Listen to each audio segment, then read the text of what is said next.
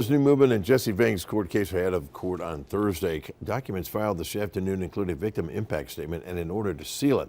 Vang faces one count of felony child neglect detailed in the criminal complaint back on February 26th.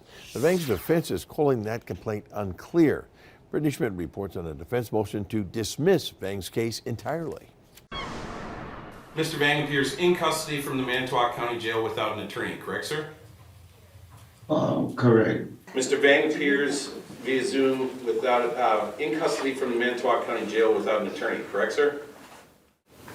That's correct.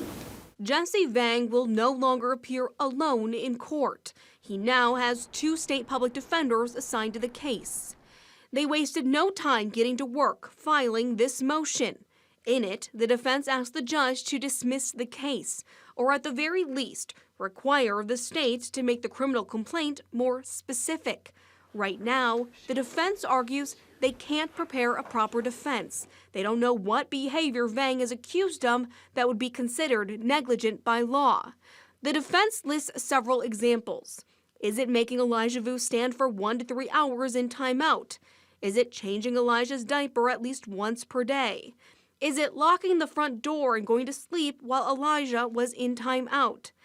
Vang's defense argues the state doesn't answer these questions or show enough evidence to prove Vang committed the crime of neglecting a child. A Manitowoc County judge could rule on this motion Thursday. The judge is also likely to consider bond, which sits at $20,000 cash, something Vang brought up earlier this month. I want to put in a motion for bail reduction. Yeah, what I'll have you do is this. Put in writing the reasons that you want to have your bail modified.